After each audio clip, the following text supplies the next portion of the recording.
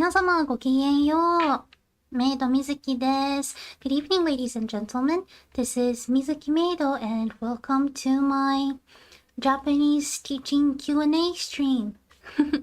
かそたにさん、プレガさん、Q さん、キャンツロツさん、皆様、待機あり、Q さんもね、もう言った。待機ありがとうございます。Thank you all for joining early. Wait, I just realized something. Sorry, can you wait just a little, like a little tiny second? ちょっと待って。I just realized something. I forgot to set a background music.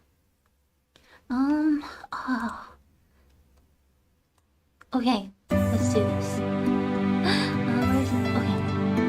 Can you hear the background music? I think it's probably too loud. Okay. Can you hear the music? I kind of need the music because, you know, I feel like this helps me a lot to calm down. Okay, here we go. Okay. That should be good. Yes, oh good. Thank you so much. Well, anyways. Okay, that should be good. It's a good volume. Okay, sounds great. Thank you so much. So I'm just here to say that today is my very first English only stream. I haven't done this at all since I debuted. I have done Japanese only streams. I have done streams that there's both languages, but again, this is the first time that I'm doing an English only stream. So anyways, sorry, I was rushing. I was still eating dinner because I'm really slow at eating. I'm gonna drink some water.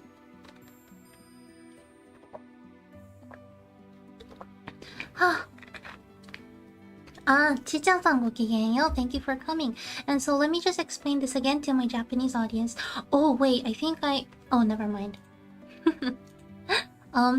一応ですね、説明もう一度させていただきますと、こちらは英語オンリーの英語に関するね、英語じゃねえ、日本語の学習に関する質問を答える配信となっておりますので、英語のリスニングとかとして使っていただければと思います。Okay, wait, you sent me a question? I just realized I don't know how to use this. So I set this new thing on YouTube where I can ask questions. I should probably open my stream, to be honest. Okay, let's give it a try. Okay, I hope you can hear the desktop. There we go. Okay. How do I do this? I was supposed to... Oh, don't mind my question, it's an accident. Okay. Okay. Okay, I think I'm ready. Anyway, so thank you again for coming. I'm gonna introduce myself once more.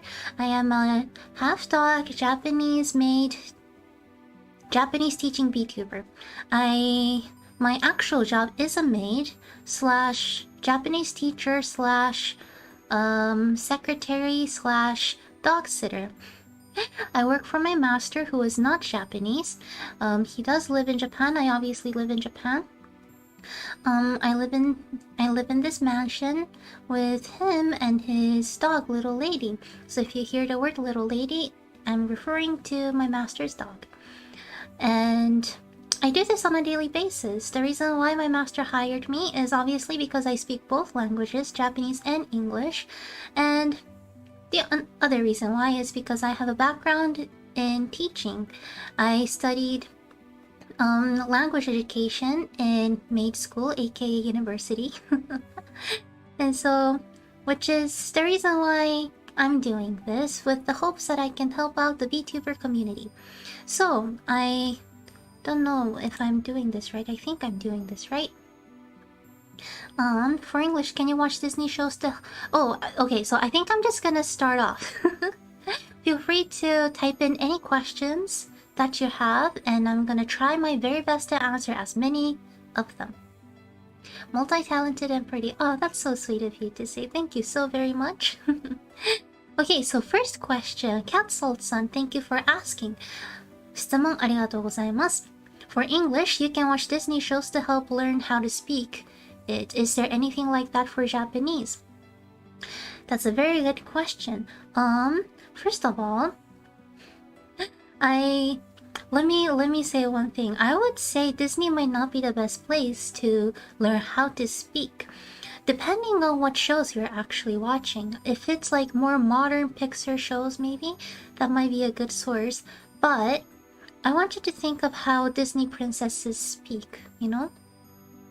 They're like, oh my! You know what I mean? They speak like, oh, little birdie? I hope I'm not butchering everybody's dream. I do like Disney, but when you think about it, especially when it comes to animation shows, they're very overdone, if that makes sense. I learned English through watching cartoons growing up. Honestly, me too. But here's the thing. If you actually want to learn language that is alive, so to say, I wouldn't personally recommend cartoons. Cartoons are great. Disney's great. You can learn, I guess, clear accents because you have to have a clear accent in order for a cartoon to really come to life, I guess. But again, if you want to learn like real life spoken languages, I would say that cartoons are not the best source. So I know a lot of people would probably want to try to learn Japanese through anime. Oh, I actually covered this on my very first video that I posted on YouTube. Watch this before starting to learn Japanese part 1 and part 2. But the kid shows with actual people, yes, that would definitely help, I would say. But when it comes to Japanese, it's really hard. Again, when it comes to anime, things are very over-exaggerated, especially the way of speech. When you think about how anime characters speak, if you do that in real life, it would most likely be very rude. So, one thing that a lot of people might not know, I guess, or maybe you do know, is that Japanese has honorifics. Have you ever heard of honorifics? What is honorifics? I mean, I don't know what other I don't really know much about other languages, but as far as I know the Korean has it. It basically is that there's different ways of politeness, and the politeness level literally changes the grammar structure or the wordings of the language. Anime characters don't speak that way. Anime characters don't care about politeness because that's what makes it more aggressive. That makes it more like, you know, action-based, and it makes it more fun, more fast in speed. So having that in mind, I would personally actually recommend things like news videos, or even like VTubers speaking. Maybe not VTubers actually, maybe normal YouTubers, I would say. So you can like take steps. You can start off by maybe watching Ghibli films, getting to know a few words here and there because they are catered towards children as well. And then maybe move on to anime. Yes, anime is still okay as long as you're learning vocabulary, not the grammar structure. But when it comes to if you want to learn how to speak it, I would recommend normal YouTubers. Maybe not even VTubers, but because we like to exaggerate our speech too. Yes, in Vietnam we use it for different family members. Oh, perfect! So it's probably like very similar too. We have that too. And so it is really hard sometimes to get that right. So, yeah. Oh, speaking of honorifics, I noticed you call me Chi-chan-san instead of Chi-chan. It's probably just my character. So, chan is usually used for young girls, I would say. And I am a maid. I have to be professional. And so, it's just my character. It's probably my personality and my characteristic that I call people with san, even though there's chan. If you want me to change it, I can. But yes. I guess I like to try my best to stay polite. So I hope that answers your question. Anything like that for Japanese? Maybe normal YouTubers, to be honest. Because most kids shows are actually anime in Japan too. So, oh, so you do it on purpose. Yes, I actually do it on purpose. Okay, so next question. Let me know if you want to ask additional questions on this matter. Okay, next question. I notice you use watakushi. Why is that and why not watashi? Great question, ladies and gentlemen. So, you might probably know this already, but Japanese has many different ways of saying I. Depending on your personal character, I would say. The most commonly used ones are watashi, boku, and ore. Boku and ore are mainly for men. Ore, the sound does sound a little bit more, I wouldn't say rude, but definitely more casual. And boku sounds a lot more softer, a little bit more casual, I would say. Watashi is for girls and also for men in professional settings. So, watashi and watakushi, what is the difference? Watakushi is a little bit more, I would probably use the word classy for this one. Then watashi, it's just, I use watakushi all the time at work. Some people think that I'm a little bit too polite, but it's just my personality, so I kind of can't change it. So when you're speaking normally, you can totally use watashi. If you actually use watakushi in daily speech, that actually might be a little bit too polite. You know what I mean? When there's different levels of politeness, sometimes if you are too polite to other people, some people might feel and think that you are kind of trying to make a certain distance with them. You know, you're trying to build that wall between you two. So in order to prevent that, it is definitely something that we do as Japanese to change the level of formality when speaking to people. I definitely always use polite language at work when I'm talking to my master and to his colleagues at work, but when I'm trying to get to know somebody, maybe I slowly decrease the level of politeness, if that makes sense. You know, it's not just black and white, it's not just casual language and polite language. There's very polite language, there's semi-polite language, there's polite language that you would only probably use to people like kings and emperors and empresses. And there's also polite-ish language that you mix casual words with it so that you can sound a little bit more friendly, even though you're still speaking politely. And so when it comes to I in Japanese, watakushi is a little bit more on the maybe too polite side than watashi. So I hope that answers your question. Okay. Well, thank you so much for the question. Okay, let's move on to the next question. I was wondering if learning Japanese requires you to study written Japanese first. My answer is very simple. Yes. You will have to study the written Japanese system first. I'm not saying that this is the only way, but I will explain the reason why. You know, there's many languages that uses the Roman alphabet, right? There's obviously English, there's Spanish, there's, well, I know it's a little bit different, but like most European languages uses very similar alphabets. When it comes to Asian languages, specifically, you know, East Asia, like China, Japan, Korea also, many other countries too, we have a very distinct written format of the language. The reason why I say that studying written Japanese should come first is mainly because for the pronunciation's sake. You know, English pronunciation, well, I can only say English because that's the only other language that I know. But English pronunciation and Japanese pronunciation are very different. If you keep on using Romaji, which is the Roman alphabet, written in the best way possible to fit the Japanese pronunciation, there might be cases and chances that you are going to just pick up the wrong pronunciation. And I'm not saying that not having native pronunciation is bad. The only reason why I say this is because Japanese is a very phonetic language.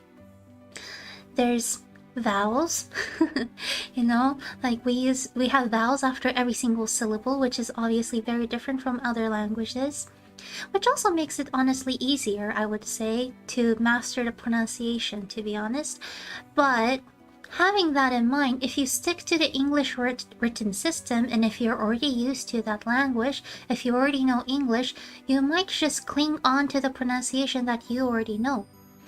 Also, when you start learning Japanese, as long as you know hiragana and katakana, and I know it might sound like a lot, but there's only 48 of them. 47?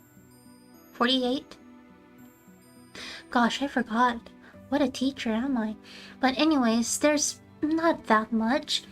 As long as you know that, and katakana, so I guess times 2, but as long as you master that, you are going to be able to read basically everything and anything.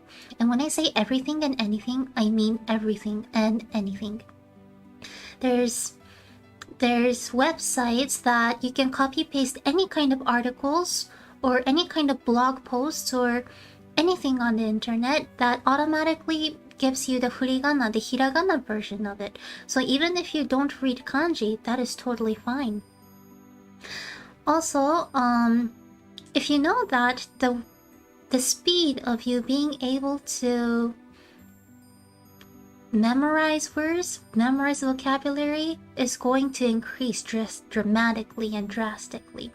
The reason why is because you're gonna be exposed to real language, to the real Japanese language, and you don't have to cling on to that English pronunciation or the language that you already know. You're gonna get used to it a lot faster, and you're gonna again learn the right pronunciation, and you'll even be able to start reading subtitles in Japanese. And I think that'll be really cool and going to be a fast way of learning the language. So I hope that answers the question. I would personally say yes, you should probably try to get the written system first. But lo and behold, I am working on the katakana ones, but I have all the videos that you need in order to master Japanese hiragana. Well, maybe not all. I'm still working on some, but most of it. I also have free hiragana charts, writing charts, and practice worksheets that you can download for free. Yay! I will post a link on the description box below later on. So I hope you will check it out, and I hope that will help you with learning the language, learning the writing system. For me, I find it easy to learn the pronunciation by remembering that the vowels are always open mouth sounding. That's true. That's a really good point. A, I, U, E, O. They're always open mouth. セラさん、こんばんは。ごきげんよう。英語のリスニングの練習的な感じで聞いていただけましたら幸いです。Except for the kanji. Yes. Except for the kanji. But guess what? We Japanese people also struggle with kanji. If you ever come to my Japanese streams, you'll notice that I sometimes reading kanji too. You know, I sometimes also do like reading streams, you know, like reading bedtime stories kind of streams. And you're gonna realize that I actually stumble quite a bit. And that is because of the kanji. So don't worry, kanji is hard for everybody and anybody. It is still a good, cool system because it's like, you know, it's more of a design thing. Like, you get a lot more information just in a glance. And even though maybe you don't know how to pronounce one word, you're still gonna be able to understand what it means because you might know the meaning of the kanji. So I agree, because I keep reading hiragana from your videos, I'm getting better at reading it. Oh, perfect! And also the cool thing about knowing hiragana and possibly katakana first is that once you get that down, and whenever you hear a Japanese word, you're gonna automatically start being able to write it out in your own brain. You'll be able to spell it out. Because again, Japanese is a phonetic language. And even if, like, it's not like English where you have to compete in spelling bees. As long as you know how the word sounds, you kind of automatically know how to read it. So having that in mind, again, Japanese writing system, it might sound like a lot when you first hear that there's like 40 something letters, but I promise you it's not that hard. It may be hard, but it will make your life a lot easier in the long run. いいよ、これだからずっと聞けちゃう。やったKanji is weird. For one kanji, there are different ways to read it. I spell Mizuki-san and Suigetsu-san instead of Mizuki-san. Ah, that's a good point. So yes, kanji is hard, especially in Japanese. I would say mainly because in Japanese, we don't have just one way of reading a kanji. We have at least 2 ways of reading one kanji, and so that's at least, right? There might be 3, there might be 4, there might be 5, there might be 6. There might be dozens. Maybe not dozens, that would be too much. But the reason why we have multiple ways of reading kanji is because, obviously, as you can tell, kanji came from China. It's the Chinese characters, it's the Chinese writing system. So, I'll tell you a little bit of history. How the Japanese language came to be. The Japanese language came to be like this, and we have a long history of it, but we originally didn't have a written system. But we always had a speaking system. So when China brought us their words, their written words, we already had a speaking system. People were already communicating in languages and words. But kanji came in, people started learning how to write. And because kanji is cool, isn't it? One word can mean actual things. It's not like A means what? It doesn't mean anything. It has to have APPLE in order to make a whole word that actually means something, you know? Each kanji can have a meaning on its own. So having that in mind, Japanese people back in the days decided that they were going to try their very best to fit the language and words and vocabulary that we already had into kanji. Didn't go well. I mean, it maybe did go well. Maybe. But yeah, that happened, and then people started to say, okay, like, not all of it is going to fit in this new writing system. People developed hiragana and katakana, which is the phonetic alphabet, right? And so people started to combine kanji and hiragana and katakana together to actually write in Japanese. Having that, being that said, in Japanese kanji, we have the Chinese way of reading. I know if you know Chinese, Mandarin, or Cantonese, it might sound a little bit different from the words that you do know. It is history changed it.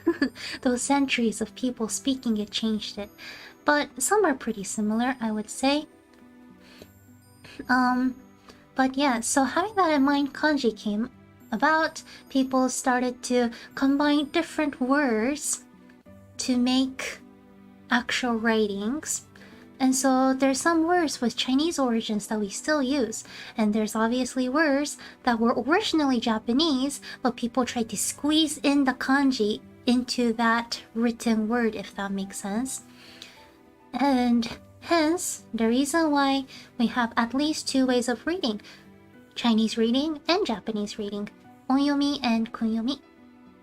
Oh, I asked a question earlier immediately. I forgot to greet. Good evening, Mizuki-san. Oh, well, good evening, John-san. Thank you so much for greeting me. Okay, I don't know if you can tell, but I'm actually quite nervous. Can I drink some water? I don't know why I'm nervous, but I'm a little bit nervous tonight.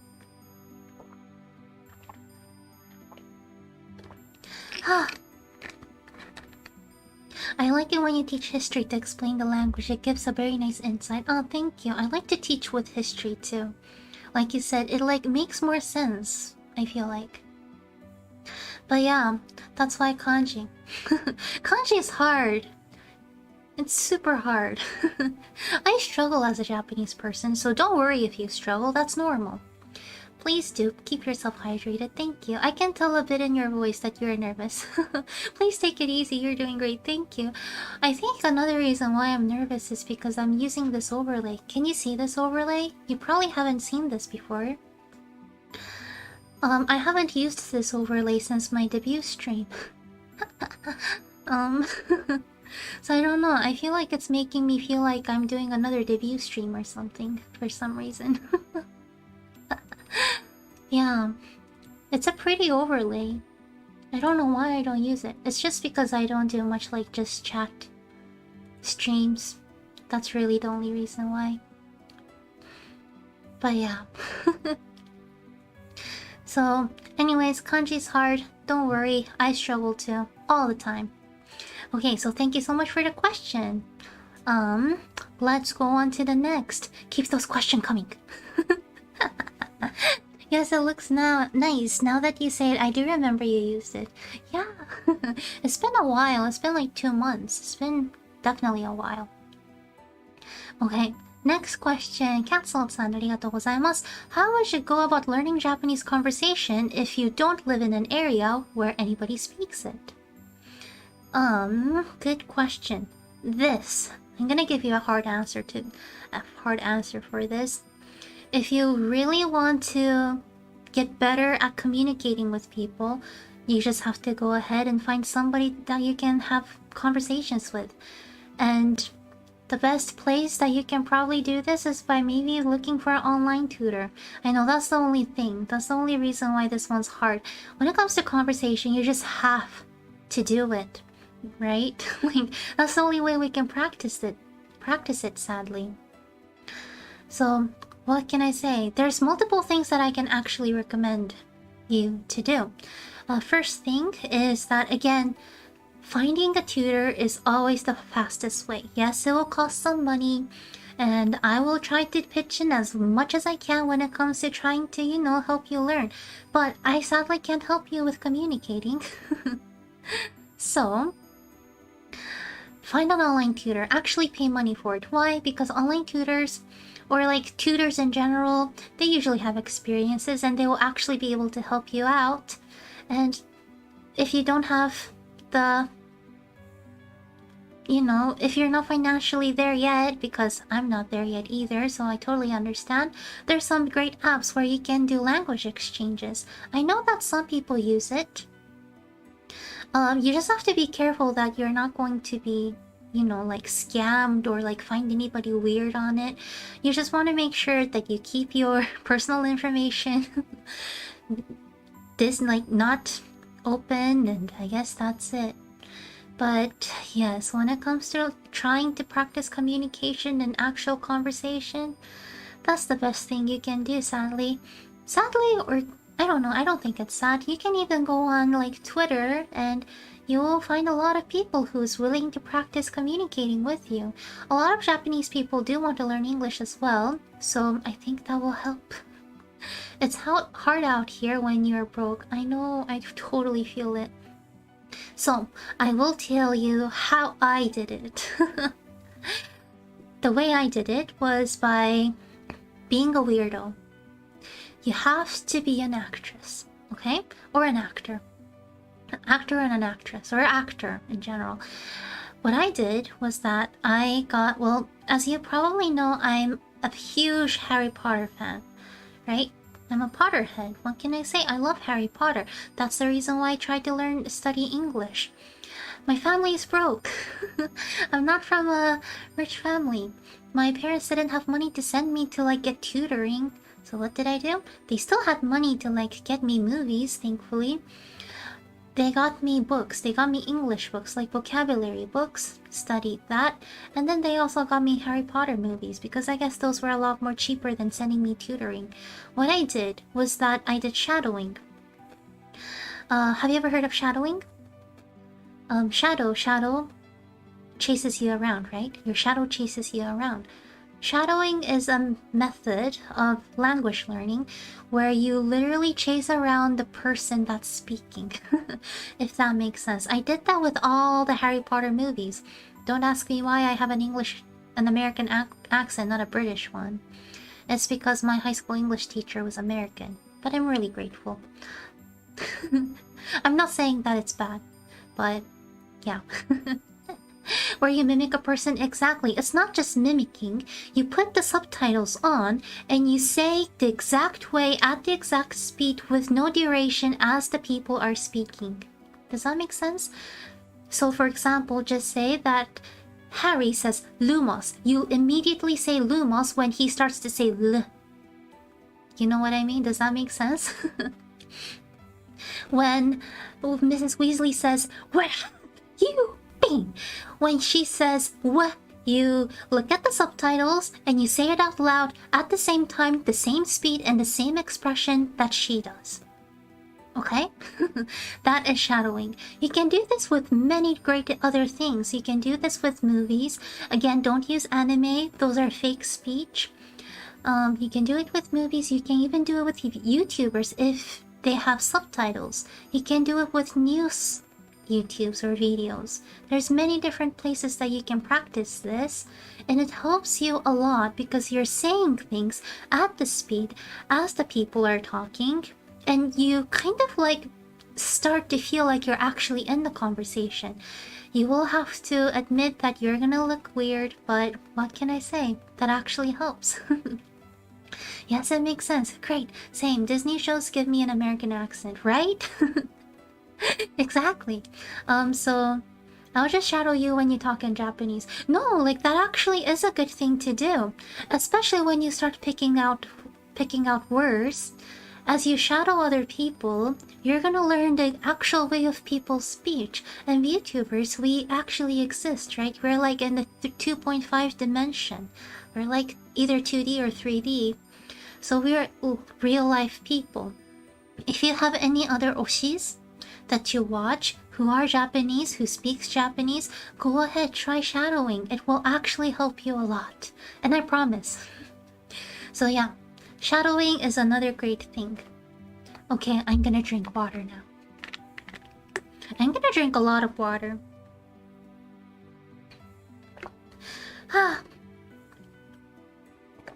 By the way, I got a straw.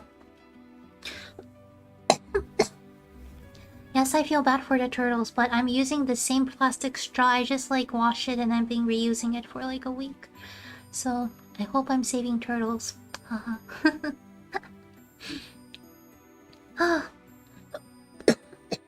Okay, so thank you for the question. I hope that's gonna actually help. Okay, let's go on to the next. Thank you, Chi-chan-san. 大丈夫、お水飲んでもらってね、ありがとうございます。なんかね、ちょっと緊張してるんですよ、なぜか。I'll shadow Nagaoke's laugh. Maybe not the laugh part. He has a really crazy laugh, right? Okay, next question. For you, what is the best way to study and memorize kanji? There are so many and it is intimidating. Good question. The only way that you can actually learn kanji and memorize them is by writing. Very iconic laugh, I do agree. But yes. So, I'll tell you how Japanese people learn kanji. Okay, let me ask my Japanese viewers and they might comment and I'll translate those. ちょっと日本人の皆様、もしいらっしゃったらね、コメントで書き込んでいただきたいです。皆様、例えば小学校とか中学校とか高校とかでね、漢字テストありましたよね。ですとかなんか漢字を学ぶ。ってした時に小学校とか中学校とか高校でどのようにして漢字を学ばれたかっていうのをね、ちょっとコメントに書き込んでいただきたいです。それを私ちょっと訳させていただきます。どうやったら漢字学べるのっていう質問をいただきました。So okay, I'm asking my Japanese viewers right now, so we're gonna wait for their answers. But what can I say? This is the reason why I suck at kanji. It is because I just didn't like practicing. So I'll tell you how, at least in my elementary school, they taught. We are given kanji worksheets. We are given kanji workout notebooks. We literally write. And what can I say? That really is one of the only ways that you can learn. It's kind of like English spelling. You cannot get the spelling right unless you practice writing it or typing it, right? Or typing actually doesn't help as much because, you know, there's autocorrect. Okay, セラさんありがとうございます。セラさん says 書いて覚えろって。Saying the same thing. You write and you memorize. プルガさんありがとうございます。看板とかに書いてあるやつ見てどんなことなのって上に聞いて覚えた。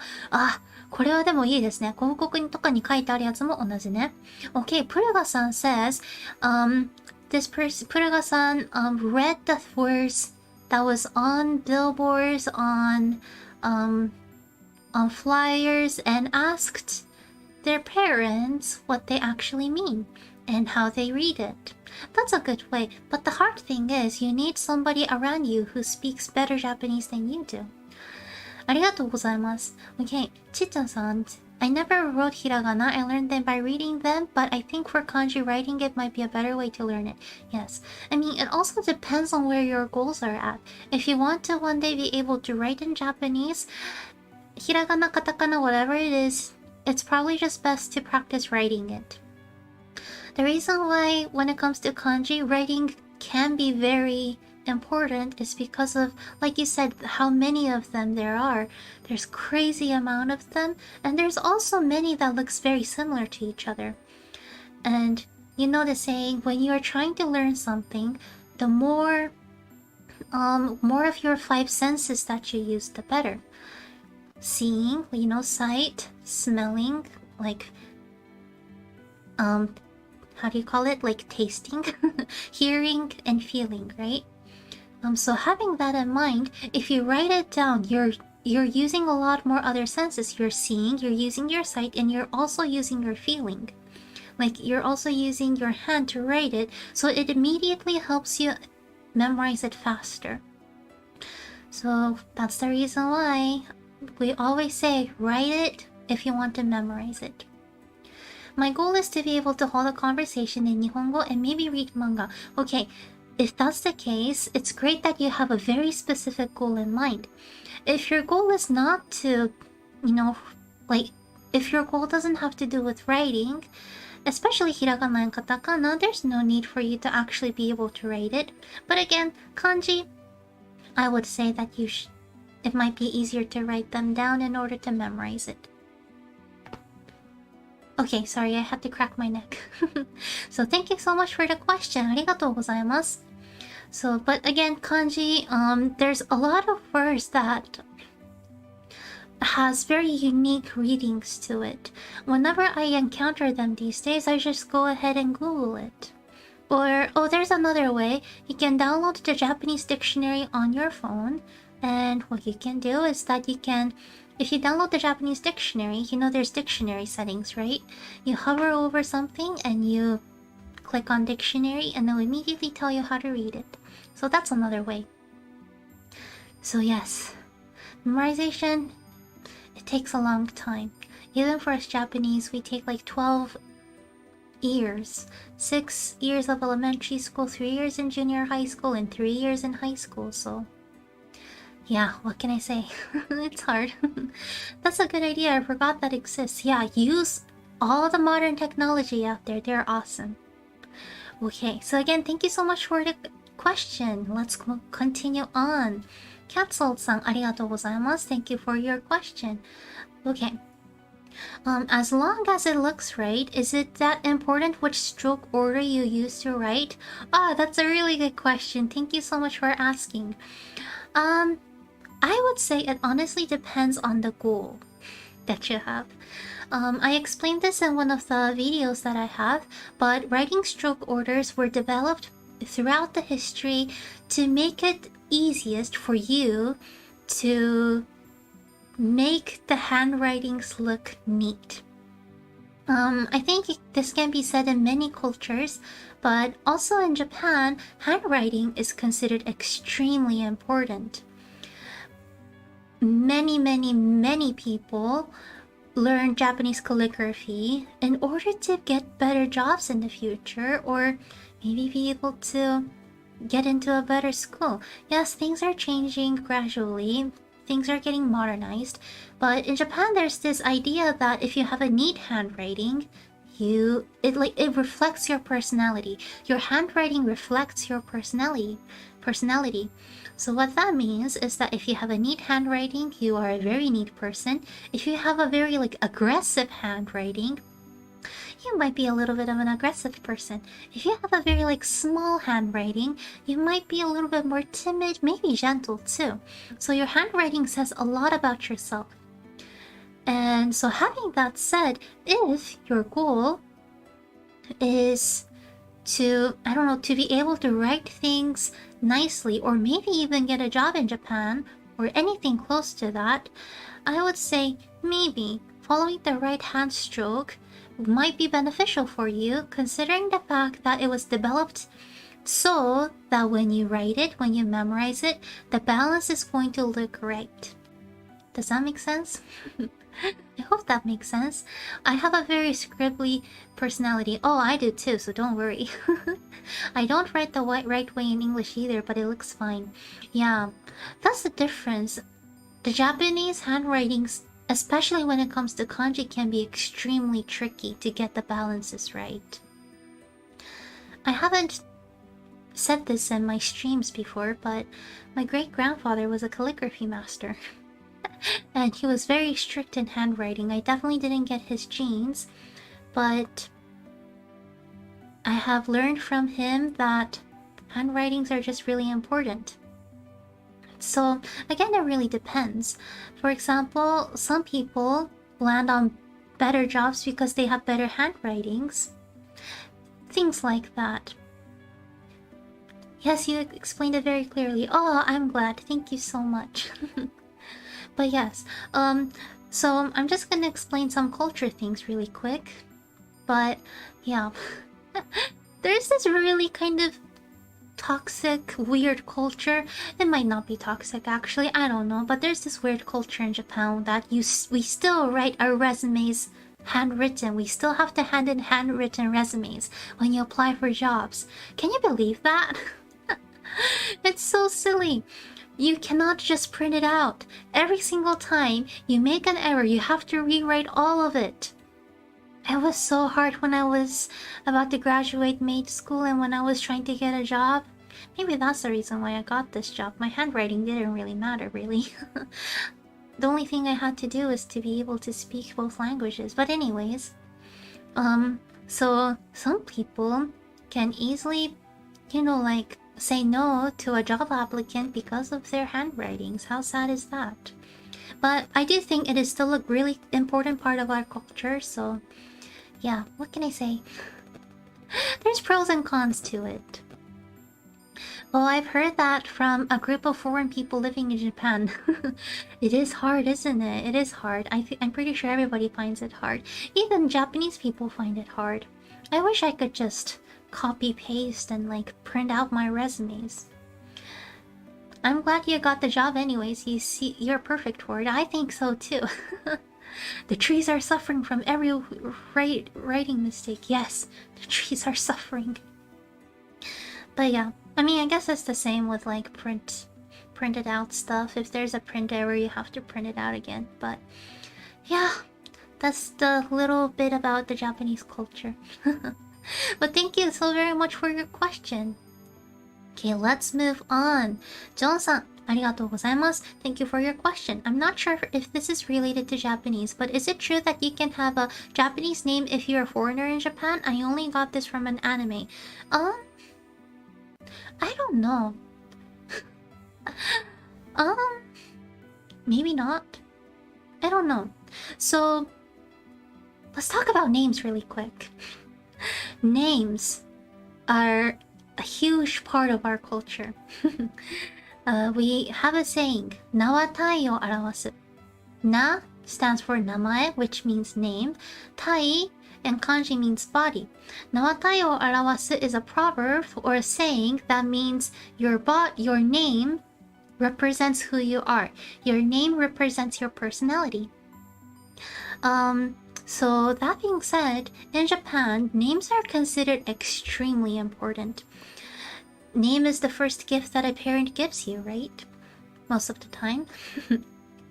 Well, maybe the gift of life is the first one, I don't know. But anyways, it is considered really important when parents give their children names, they go through crazy amount of process looking for the right kanji, for the right number of brush strokes, because brush strokes actually matter too. They matter a lot. The number of brush strokes matter a lot. They go through all the meanings, like the combination of kanji, combination of how the name sounds with the family name, etc. And so yeah, names are really important. And so for us, at least for me, it honestly kind of feels a little bit weird when, you know, when people even get like English names. That maybe is because Japanese names, like, you know, Japanese people, even when we go abroad, we just don't get English names because our names are pretty simple for everybody to pronounce. It's just phonetics, right? So I do also understand the reason why people do get American, like, English names. But at the same time, names from other countries, we can pronounce it in Japan.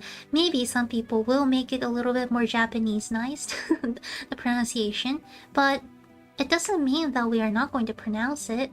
We're still going to do our best. And so, having that in mind, I don't think you will need a Japanese name even if you're a foreigner living in Japan. We'll just do our best to read your name. And name is what makes you you. I don't want anybody to get rid of their actual names just because they live in a different country. That's a personal thought. I do have a Chinese name because I studied at a Chinese school and I just translated into Japanese. Oh, that's kind of cute. Then there's parents who named their child Apple. Yeah, but to be fair, the word apple is kind of cute. And the kanji for apple is really pretty too. So what can I say? But yes. So this can be... You can see this a lot in like anime too. Does anybody like Spirited Away? 千と千尋の神隠し? The Ghibli film? I absolutely love that film. That's actually my my favorite of all time movies. 千と千尋の神隠し, Spirited Away. Yes! Great! Awesome! So I want you to think of what happens in the movie. If you haven't watched the movie, you can mute this. Come back in like 3 minutes. That's such a good film, right? It's a beautiful, beautiful film. Okay, so I want you to think of what happens. What happens in the film. Chihiro, kind of like gets into this different world, this different realm, right? And then she tries to get a job at Yubaba's place. She goes to Yubaba and she keeps on saying, please let me work here, please let me work here. ここで働かせてください、ここで働かせてください. And Yubaba finally agrees on it. And what does she do?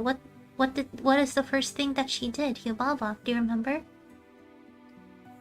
I am biased with it because it's my childhood movie. I agree. It's my childhood movie too. Maybe I'm biased too. But yeah, do you remember what she did? She took away her name. Do you remember that? Not just her name, she takes away other people's names too. Haku has taken his name away. Think about it. As Chihiro was taken her name away, she was only left with one kanji and people called her Sen. She slowly loses who she is. She slowly loses her memory of who she used to be. She just loses herself. She starts to forget. Same with Haku. He lost a lot of his power because why? His name was taken away. So that's I think a really good description of how we Japanese people view names. Names are important. Names are really who you are. If you take that away, you forget who you are. So yeah, that's a little bit of insight for Spirited Away. Now you know. Names are important, which is the reason why she had to get her name back in order to come back to real life. Or whatever life she is now in. Yeah. So, anyways, names. That was names. Thank you so much for the question. Okay, let's move on. Kind of like in Slime Isekai, where if they are given a name, they become stronger. Oh, I actually haven't watched that anime or like read that, but yeah, probably something similar. It definitely has this similar understanding about names, I would say. So yeah, cool stuff. Names matter. Okay, next question. Chita-san, thank you so much for the question. Do you recommend Duolingo for learning Nihongo? I don't want to get targeted by Duolingo though. What can I say? Maybe not. Maybe not. I mean, Duolingo is still cool, right? I think the great thing about Duolingo is that it's kind of like a worldwide app. You can use it with friends, right? But here's my theory, and this is my personal theory, okay? This is my personal teaching philosophy. I had to write teaching philosophies. That's cool. I have my personal teaching philosophy. My teaching philosophy is that language has to be obtained through steps. You need to take steps to learn a language. And I have made my own steps when it comes to teaching Japanese. To me, when I teach Japanese, I start by teaching hiragana and katakana. And then I move on to really easy verbs. I work on really easy vocabulary. And then slowly but surely, I start teaching grammar. I start incorporating like other things like particles, other grammar, phrases, sayings. So I have my personal steps when it comes to teaching Japanese. Having that said, Duolingo is cool. I think it's still a cool platform. They just throw everything at you. It's like a bombardment of information all at once. A green owl shows up in my dreams and threatens me to complete my lessons. Exactly. That threats of completing your lessons, I think actually works. So, I'm not saying that Duolingo is bad. It's just that it might be a great source if you have other resources that you're already learning Japanese on. But if you only stick to that, that might be a problem. Because, as you know, they have really interesting, very interesting example sentences. So, yeah. What can I say? Oh, what language do people say when you have dream? What language do people say when you have dream? I'm guessing it's like what languages do people dream in? I think in a language that they already know. I dream in Japanese and English, personally. But, yes, Duolingo is fine. But I would recommend that you use Duolingo and also other platforms at the same time when you're learning. Duolingo is still cool. You can still get that like new words going on, but, you know, yeah. I don't really like Duolingo because the sentences feel very textbooky. Yeah, that's another thing. I honestly think textbooky language is totally fine. You're still getting the grammar right, and what can I say? It's easier for you to master the right things before you start breaking them into pieces, right? It's like Pablo Picasso. He learned all the academic skills, I guess, in painting. I don't know how to paint, but he learned, like, you look at his childhood drawings. They're like masterpieces too. I mean, I don't understand art, but then after mastering all of those skills, he now works on deconstructing them, right? I think language can, or maybe should be the same way. If you start by learning slangs or like deconstructed language, it might be harder for you to obtain the right grammar. And again, it depends on your goals, but if you have a goal of communicating with people in Japanese, etc., like I said, I mean, now I don't, but I used to block people when they would just start talking to me in casual language on social media. Now I learned that, you know, it's not just Japanese people who are speaking in Japanese on social media, so I learned my lesson, but for example, in Japanese, if you talk to strangers in casual language, it's considered rude. And so, I do think textbook languages are sometimes okay. You just have to learn how to deconstruct them later on. But yeah. I hope that helps. But yeah, maybe try other apps too. There's a lot of other great apps. Yes. Okay, so thank you so much for your question. Well, let's move on. Oh, also, for those who kind of just joined, I'm trying to use this new YouTube thing where you can, there's like another different tab. I think you can like click on the Q&A blue thing that I have on my chat and you'll be able to ask questions. So I hope if you have any questions, feel free to use that. Okay. Next question. What are good common sentences to learn Nihongo? One example I can think of is 私の名前はちーちゃんさん. Good one. Good question. It's kind of my fault. I was originally planning on making like videos to introduce sentences. I just haven't got there yet. But actually, let's talk about how you can use Duolingo. So, common sentences in Japanese. Do those really exist? I don't know really. What are considered common sentences? I mean, we're all speaking in English now, right? We're all typing in English. I'm speaking English, you're typing in English. Do you see any sentence structure that is similar to each other on this chat box? I don't know. I don't know if I see any. I mean, there's obviously sentence structures, but all of us are advanced enough in this language to the point that we just don't use simple sentences, right? So, I know this is not exactly the question you asked, but oh sorry, I just realized I skipped a question. I'll come back to the other question after answering this one. But anyways, we're gonna now talk about how you can use Duolingo. Like many of you said, or like one of you said, Duolingo does give you a lot of textbook-like language. Things are most likely grammatically correct, but not a way that people would actually speak. So, how can you use that?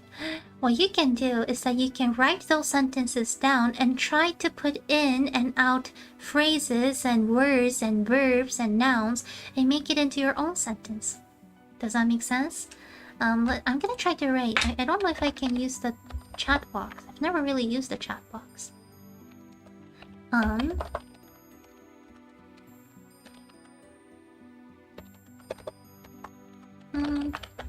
Okay, so for example,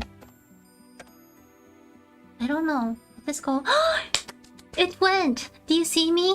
Do you see me in the chats, everybody? I hope you do. Okay, I just typed in a sentence. 私は something something です. So, this means I am... Oh, wait. Caps locked. I am...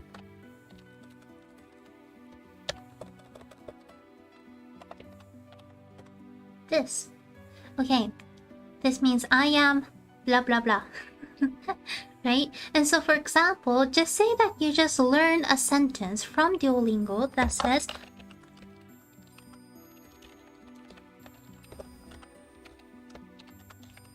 sorry, I'm typing.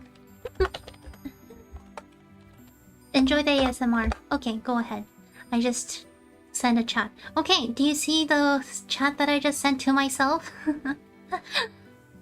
I said, 私は日本人です. Does anybody know what this means? 私は日本人です. I'm gonna wait, and I'm gonna drink water as I wait. What does this mean? 私は日本人です.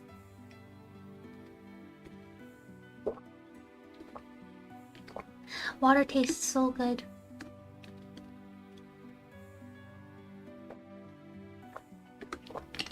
Yes, 私は日本人です. Thank you, Chi-chan-san. This means I am Japanese. Okay, but I'm guessing most of you aren't Japanese. So, just say that Duolingo gave you the sentence, right? And then you're gonna feel like, oh, this is very textbooky. This is not like a normal way of speech. What you can do is that you can change this into words that actually applies to you. So, for example, うずつがうずつがって言ってらっしゃる So for example, if you are American, you can change 日本人 into アメリカ人. If you're Vietnamese, you can change 日本人 into ベトナム人. You can go ahead and type your own sentence in the chat if you want to, if you would like. And it's not just about your ethnicity. You can put Japanese out and put things like your occupation. For example, I'm a student. You can put in 学生, that means student. Or you can even put in something like I am this years old. I am, for example, 16歳です. I am 16 years old. So this is one way I would say that you can use Duolingo, like actually use it for use. こんにちは、フランス人です。フランス人。Bonjour, je m'appelle Mizuki. Does that make sense? Thank you. こんにちは、フランス人です。Perfect. 日本人の私。So Japanese follows the SOV sentence structure. So subject comes first. So 私 comes first. Verb comes last. So 私は日本人。日本人の私 means the Japanese me. 上手やった Yay. Oh, I have been wondering. So you know on YouTube Analytics, you can see like people from which countries are watching you the most. I have like a lot of 5%. The past week, for example, about 5% of my viewers were Japanese, about 5% were Taiwanese, I think 5% were from the Philippines, and I also found like that I think 3 to 4% were French. So I'm guessing you're one of them. Thank you so much. It's a pleasure to have you here. But yes. So you want to look at the sentence structure and you just want to take away... Wait. I found some very inappropriate person. Bye-bye.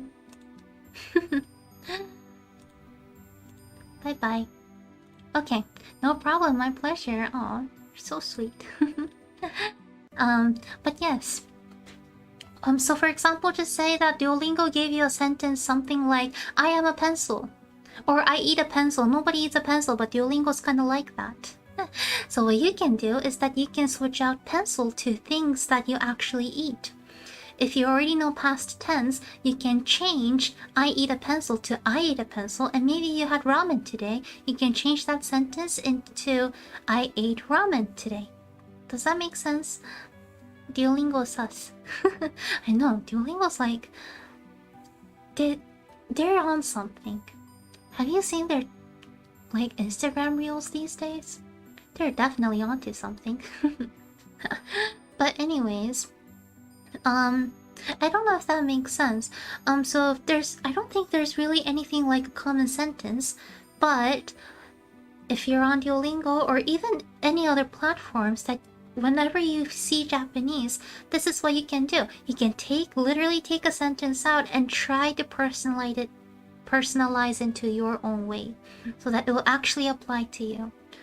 And if you want to, for example, on any of my word teaching videos, you can put sentences on there, maybe maximum 3.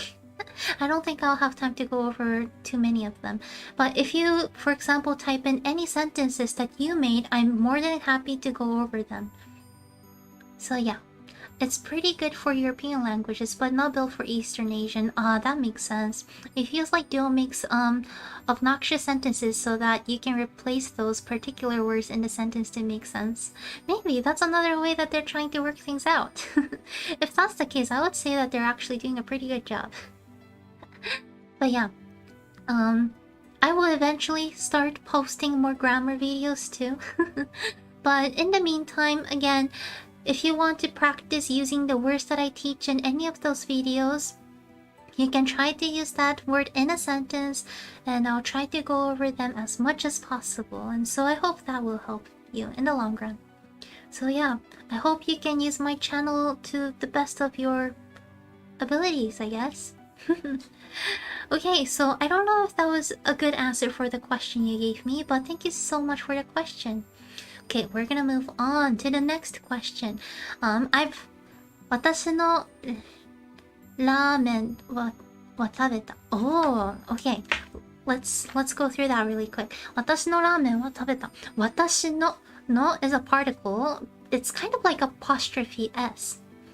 And ラーメン、日本人、もし今日本人の方いらっしゃいましたらですね、ラーメンってコメントに打っていただいてもよろしいですか？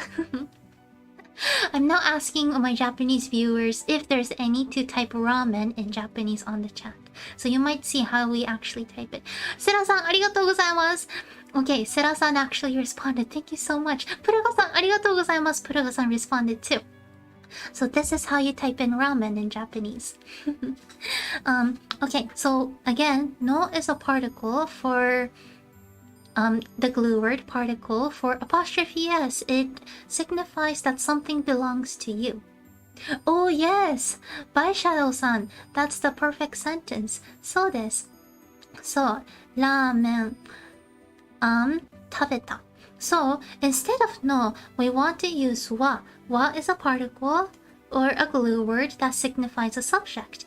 When there's a wa, you know that the word in front of it is a subject. A subject of the sentence is what you're talking about. When we say I ate ramen, we're talking about me. I. So, wa tells you what the subject of the sentence is. Duolingo taught me to type it in katakana. Yes, ramen is actually not originally Japanese. I mean, it is kind of, but it's Chinese noodles made into Japanese style. We have a longer history, but this is the reason why ramen can be in katakana or hiragana. And okay, ramen o tabeta. O is a particle for objects. So it's kind of like telling you the further information in a sentence. If that makes sense. You know, 私は食べた totally makes sense too. I ate. But people might want to know what exactly you ate, right? And so we add an object, we add the middle part, we add a little bit more details. O is a particle for details. And then 食べた past tense for 食べる which means to eat. So 私はラーメンを食べた that means I ate ramen. So yeah, hope that makes sense. Thank you everybody for helping out. 皆様ご教授いただきましてありがとうございました。ご助力ありがとうございました。助かりました。Okay, let me know if you have any further questions on this matter. We're gonna move on to the next question. Catsalt-san, 質問ありがとうございます。And Chi-chan-san, thank you so much for the question. Okay, I've learned that some of the numbering systems are dependent on what is being counted. Can you explain that more, please? ありがとう皆さん。いや、本当に皆様ありがとうございます。So, good thing. Like, this is an interesting thing. So yes, Japanese has this thing called counters. What counters are is probably one of the biggest nightmares for Japanese learners next to kanji. Maybe kanji, counters, and onomatopoeia are like the 3 biggest nightmares. We need one more to make a 4 horsemen thing. But yes, counters are really, really hard. So for example, the way that we count a plate is different from how we would count a bowl. The way we would count humans are different from how you count animals. The way you count rabbits are different than how we count dogs. So those are called counters. So this by Shadow-san's commenting, 1台 means one machine, yes. So for example, we say the number first, and then we add on additional things. We add on a specific word that signifies that we're counting a certain object right after it. 1 is 1, the number 1. 台 is a word that comes after the number to signify that we're counting machinery. This is the first time I've heard of this. You maybe want to avoid it, just kidding. People tend to avoid it because it's one of the hardest ones. So yes, 1台 is one machine. We use this for, well, machinery. For example, like my computers. 私はパソコンを2台持っています。持つ means to have. I have two computers. My desktop and my MacBook. 2台 2台 And by saying 2台, I am adding on that additional information that I'm talking about machines. Even though I did specify that I have two computers by saying パソコン. But it just adds a little bit more depth, I would say. Numbers were never my strong suit. What can I say? I also hate math. Counters are really hard. But yes, so for example, the way we count very thin objects are 枚 1枚 2枚 I would just like put a few examples in the chat. 1枚 1枚 and okay, I just sent 1枚. This means one thin object. 1枚 can be used for things like paper, plates, tissue paper, monitors. Well, monitors can be die because it's kind of machinery. 1枚 1枚 お皿が1枚 違うそうじゃない But yeah, anything that is thin, not anything, because you know there's like iPads that are thin but can be considered die because you know it's machinery. So there are some gray zones, but 1枚 or 枚 is for when you count thin objects. We have here.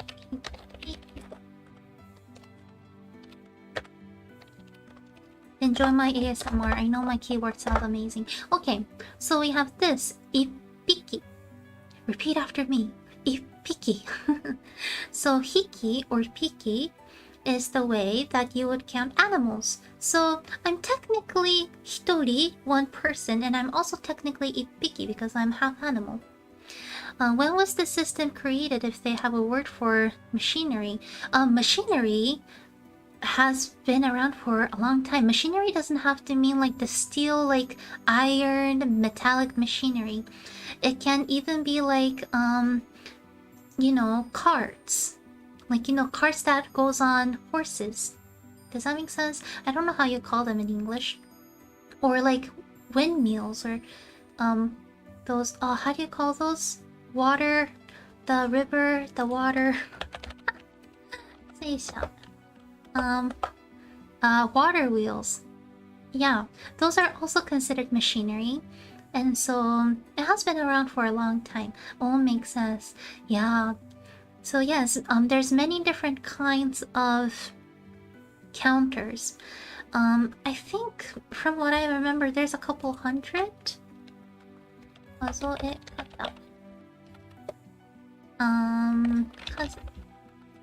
forgot how many there are. But anyways, just know that there's a lot. Some say there's like a little over 200. I don't know why I can't even speak my own language. Whenever I see, I'm like, wow. So anyways. In English, it's like sheet or paper or slice of pizza. Exactly, it's like a carton of milk, a bottle of milk, like slice of pizza versus piece of cake kind of a thing. But yes, there's a couple hundred in Japanese. 1回 is yes, 1回 is once or one time. So 私は今日配信を2回しました。Today I did my 配信 is streaming. 2回 I streamed twice today, including this one. A couple hundred, so that's a lot. It is a lot. Japanese fluency stretches further away from me. It's okay. It's okay. I mean, think about it. People consider me fluent in English. You can get there too. Don't worry. Really. Don't worry. I don't know if that really helps, but I would say those many different kinds of words that we have in our language makes it really free for us to express things. The reason why I think the manga culture and the anime culture thrived so much is because of how free it is to express yourself in Japanese. There's a lot more attention to detail that you can put in. Also, I mean, Japanese is a language that isn't really supposed to be spoken straightforward. The less straightforward you are, the more roundabout way you speak is kind of considered better. But, I mean, having that in mind, Japanese, just all those different kinds of things makes the number of expressions a lot. It allows us to express ourselves in many other ways. Okay, I'm gonna stop speaking. I can't really speak English today. But anyways, it will help you eventually to understand the little hinges and little details in anime, manga, literature, and in people's speech, and it's going to fascinate you, I promise. I do like my language. I would say it is a beautiful language the more you get into it. So don't worry, just enjoy the journey of it. So yeah. So I hope that answered your question. Oh, and there's ichiban first. Oh yeah, ichiban. Ichiban's actually a good one to know. Ichiban means first, and it can kind of turn into an adjective-ish. If you put this in front of a noun or even a verb, well, more in an adjective, it can mean most. Ichiban kawaii means the cutest. Ichiban jozu, jozu means good at, means the best at. Ichiban oishii means the most delicious. So they are very, very useful. Don't worry, I'll eventually make videos on that too. Eventually. One day. But yes, well, thank you so much again for the question. I really hope I'm not making you stressed out even more. But yeah. But anyways, Cat Salt-san, 質問ありがとうございました. Thank you so much for the question. Okay, we're gonna move on to the next. I noticed when reading hiragana, there are smaller hiragana. What are they? Oh, good question. So the smaller hiraganas exist so that we have a little bit more variety in pronunciation. Not at all, numbers are just intimidating. Oh yeah, numbers are intimidating. My head is flying, but I'm paying attention. Sorry. But so the smaller hiragana, they allow us to have again a little bit more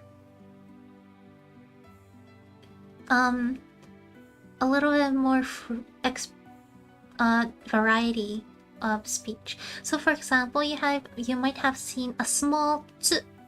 Oh, I just raised my hand and I just realized I don't have a hand tracking. But small tsu, I'm trying to think of a good word that has a small tsu. What's a good word with tsu? Tsu? No. なんか日本人の皆様もしいらっしゃいましたら、ちっちゃい「つ」が入ってる分かりやすい単語って何ですかね？ございますかね？ございますか？かっこいい。Good one. Thank you so much. So, かっこいい。Okay, かっこいい。By Shadow-san just commented. So if you can look at the chat or the screen, you see a small tsu between ka and ko. かっこいい means cool. I call this kind of like a staccato. Like, you know, in music. I don't know music, but I know the word staccato. Whenever you see a small tsu, we skip that sound. You don't pronounce it.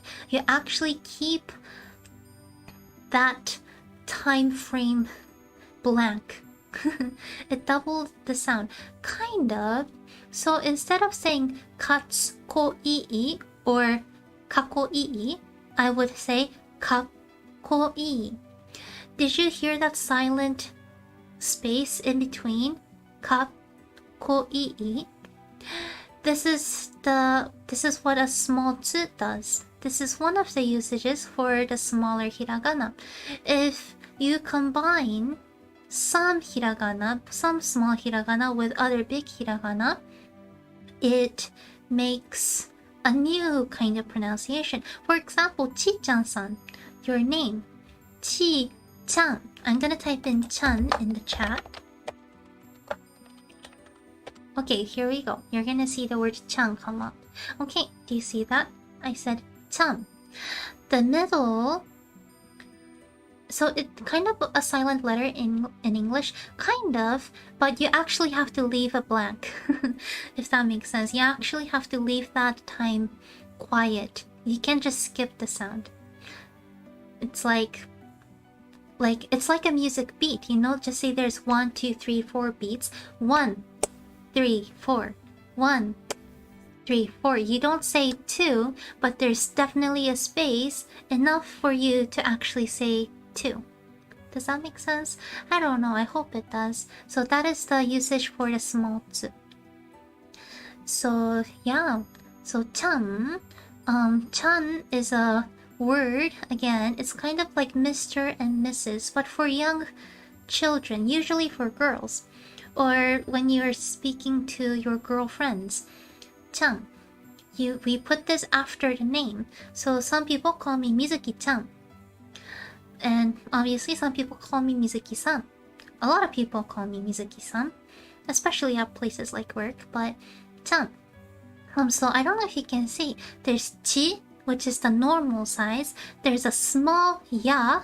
And then there's the big By combining the big chi and the small ya, the pronunciation turns from chi ya into cha. Cha. Like C-H-A in English, like cha. And so this is one of the other usages for this. This is another way for us to have a little bit more freedom in pronunciation.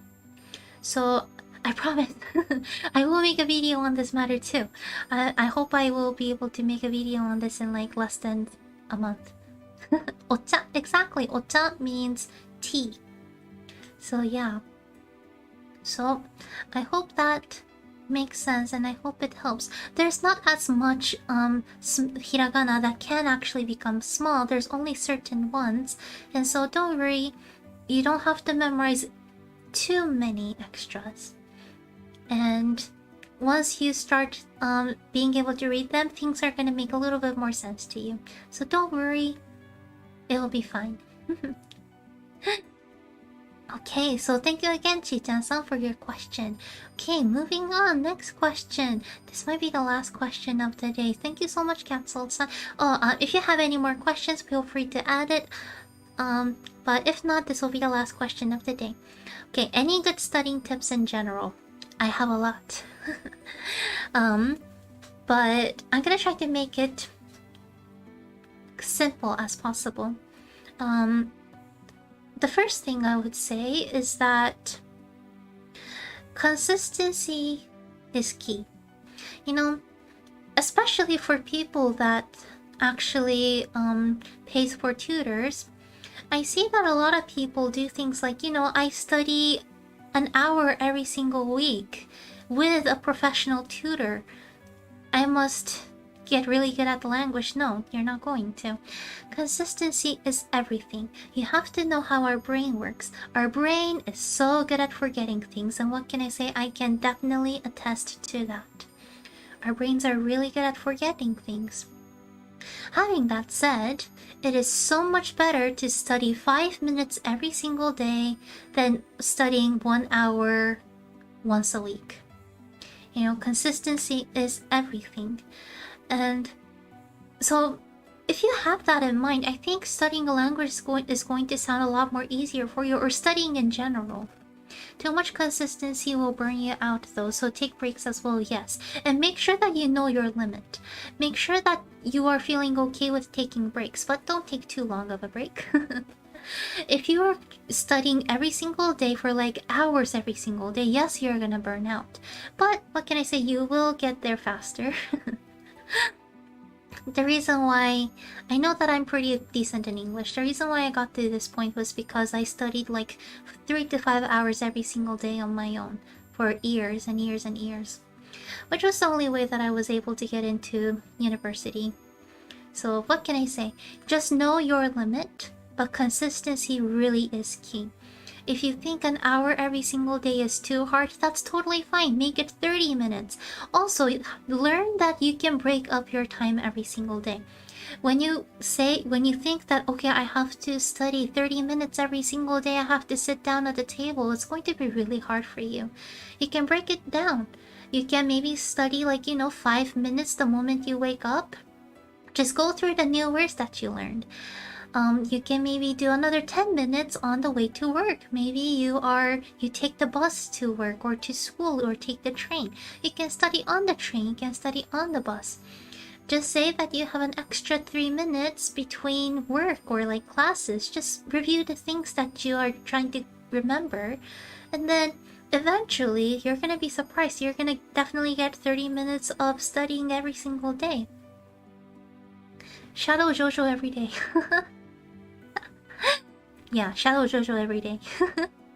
I'm studying Japanese more than 1 hour per day for 5 months. Oh wow, that is amazing. And I'm pretty sure you can tell how fast you are evolving. The more consistent you are, the more you're gonna memorize things. It's just how our brain works. So yeah, first tip, consistency is key.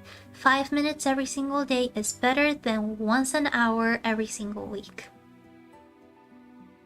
お、向かった頃のか？向かった頃のか？ But yeah. But yes, anyways, yeah, consistency is key, and feel free and be okay with cutting up those minutes. Maybe 15 minutes in the morning. Oh, it's 向かってくるのか。Oh, 向かってくるのか。いや、向かってくるのか。I really like the shadowing book. It's really interesting for the pronunciation. Yeah, shadowing is definitely great. It's a JoJo line. 向かってくるのか。Yeah, JoJo. Everybody likes JoJo. But yes.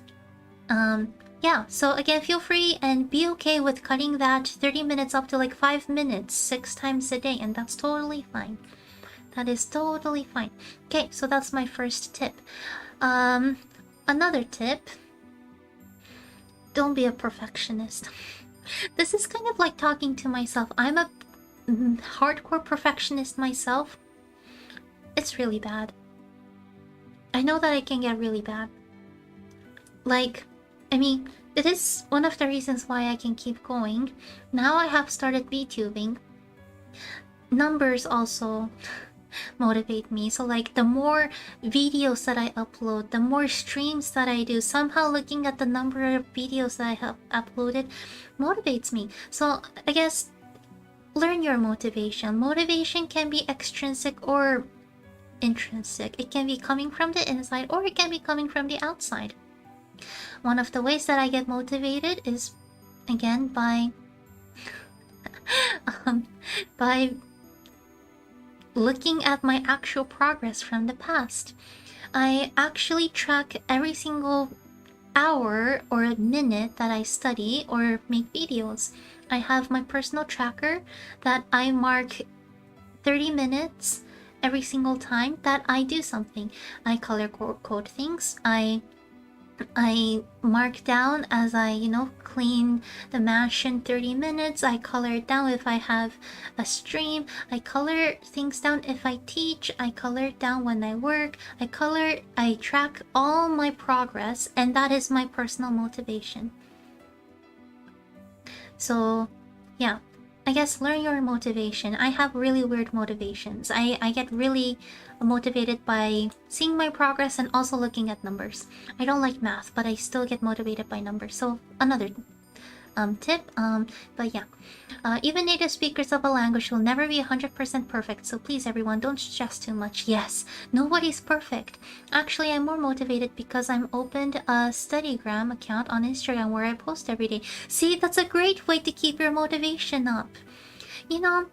It's kind of like wearing makeup every single day. If you are a person who wears makeup, you probably understand this. I'm not wearing makeup for other people. I wear makeup because whenever I see myself in the mirror with makeup, it motivates me. It's like, wow, I look good today. And then it makes me feel like I can keep on working. You know what I mean? Learn your motivation. If Instagram posting motivates you, do it. And I also realize again that, like, tracking my progress motivates me, so I'm gonna be doing it for the rest of my life. So yeah. And also, going back to being a perfectionist one, I personally am a perfectionist. It took me quite a bit of time for me to gain up the courage to stream because, I mean, it's kind of a sad thing, isn't it? We all know that if you don't work on something, you will never be good at it. But then I was like, I'm not perfect in streaming. I don't even know how to stream. And I had this mindset even before I started streaming. How dumb was I? Right? But now, you just have to take that first step. It's always that first step. I took that first step. Now I sometimes stream like 3 times a day, right? How crazy. So yeah, don't be a perfectionist. We all have to start from step 1. And if you really don't want to, like, have people know those steps, you can always delete things. You can throw out your notebooks, you can delete your Twitter account, whatever it is, it's fine. That's a good idea, posting your progress in social media and build a community around it. I might try that because I burn out really fast. Yeah, there's like, language tweet, study tweet, like hashtags on Twitter. It's great. I'm pretty sure there's a lot of like Discord groups and stuff. Join them. Yeah, it keeps up your motivation. Now you're here and doing great. Yay! I like that idea.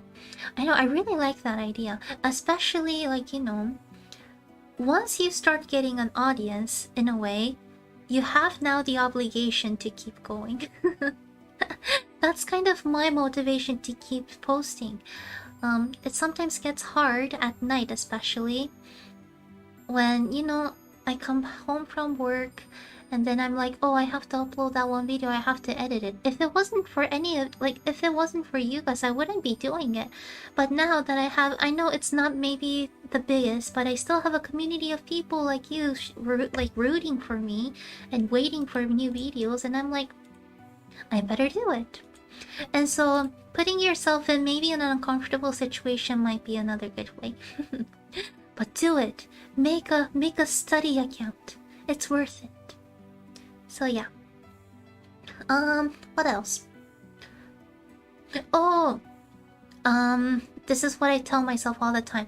Quantity is sometimes more important than quality. I have heard, I don't know who told me this, but I think I learned it in school, in Maid school. But I think it was a story of like art majors or something. The studiogram community is really big. Oh yeah, I figured too. No pressure though, Mizuki-san. You can upload and stream on your own pace.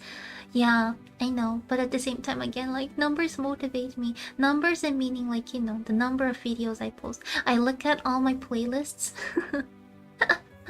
I really like to organize my videos, right? I look at my playlist and I look at all the videos and playlists that I created and I'm like, wow, good job, me.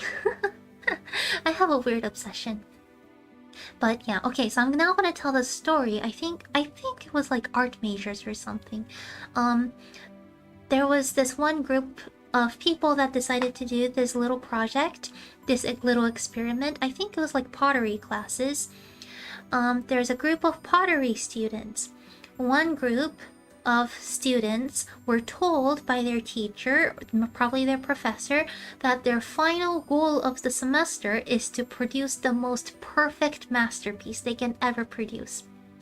The other group was told that their goal, or I guess in a way they will be graded by the number of pottery they are going to create. Right? So the two groups did that. One group worked on trying to achieve making masterpieces. The other group just kept on going. Maybe their work sucked, maybe their work was great, but they just kept on making. At the end of the semester, they came back and saw that the group that was told that to make as many of things as possible, many potteries as possible, produced a lot more high quality work than the group that was told to make a perfect masterpiece. That can be applied in many different places. Language is the same thing. if you want to get better, you sometimes just have to keep on making and making and making and making and creating and practicing and practicing and practicing. Yes, for art, quality is better than quantity when you're learning. I learned that the hard way. Yeah, quantity is better than quality sometimes, sadly. The most difficult thing, I think, is the outputting. Yeah, outputting is really hard. So again, for outputting, what can I say? Hiring a tutor, even though it might cost some money, is definitely the easiest way out. Because, I mean, you can definitely talk to native speakers who speak the language, but they're not going to be able to tell you why you need to use a certain grammar in a certain way. They won't be able to tell you the reason why you're supposed to use this word rather than the other word. And so, if you really want to get better, what can I say? Hiring somebody with experience is the easiest way out.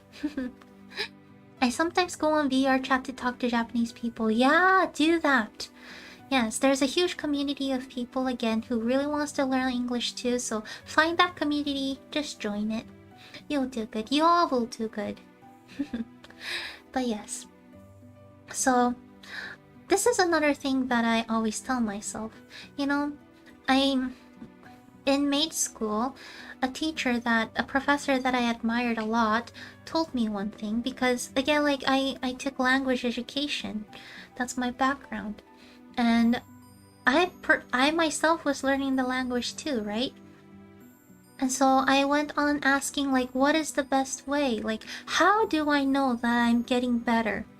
And then this is what he said. He said, just make, for example, like 100 stories, or write 100 papers, do 100 something, talk to 100 people, make 100 sentences using the one grammar structure that you're working on. You'll get somewhere. This is his exact words. He said, you'll get somewhere. And I live by that. VR chat is a really good way to learn Japanese conversation. Yeah, yes it is. How long did it take you to become this fluent? Years. I started when I was like 8 or 9, I think.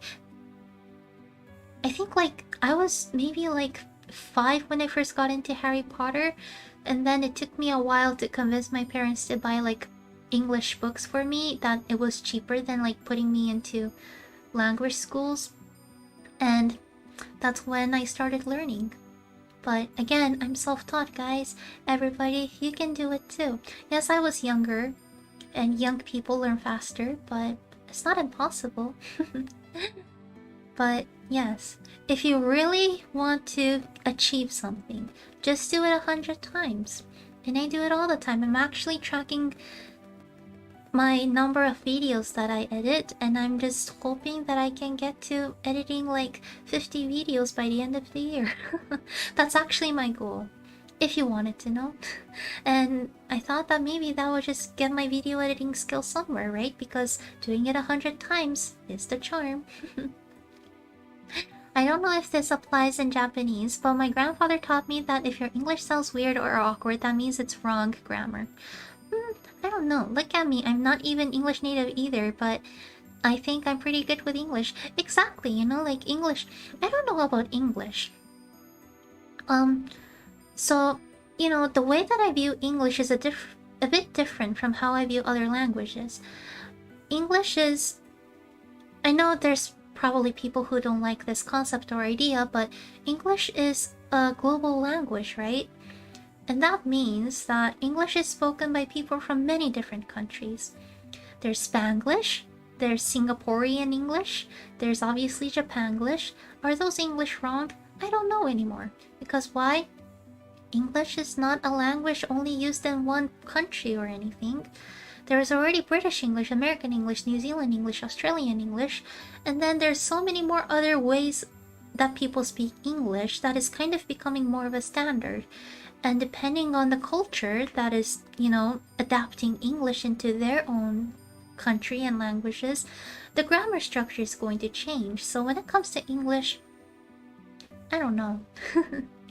But Japanese, I don't know that either.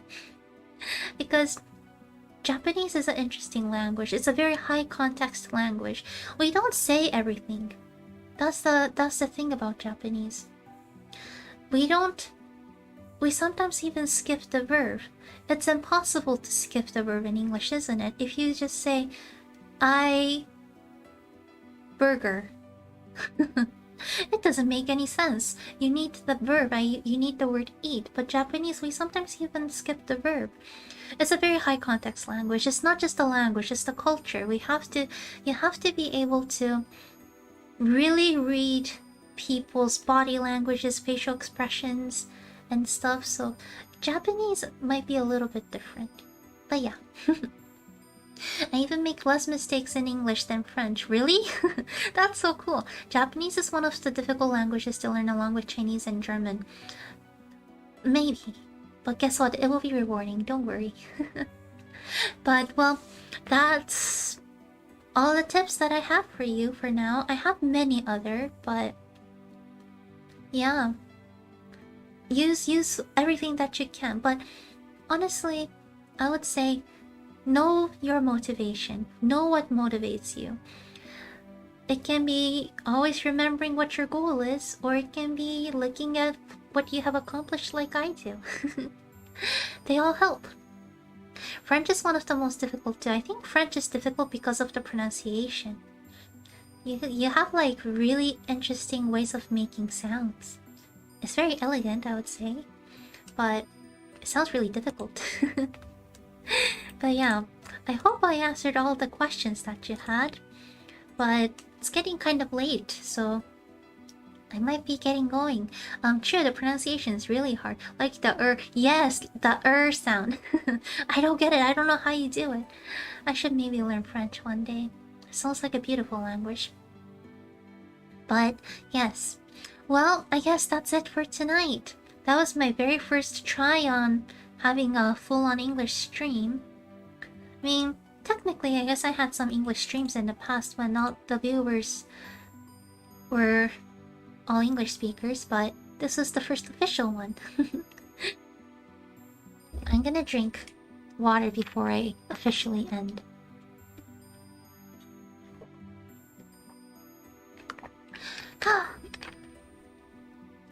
Well, thank you again so much for all of you who have asked questions. If it wasn't for you, this would have not worked.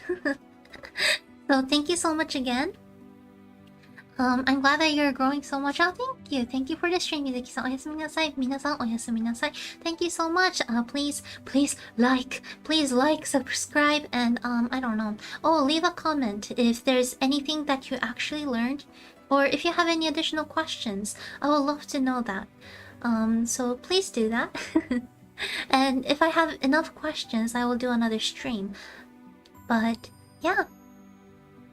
Well, that will be it for today. I promise I will keep on trying to make more grammar videos. I don't know where that went. It's just the editing part. The video editing part is the is the hard. Oh, turn on the bell. Yeah, turn on the bell, but you don't have to. Just like and subscribe. You can just watch my videos. My streams are really spontaneous.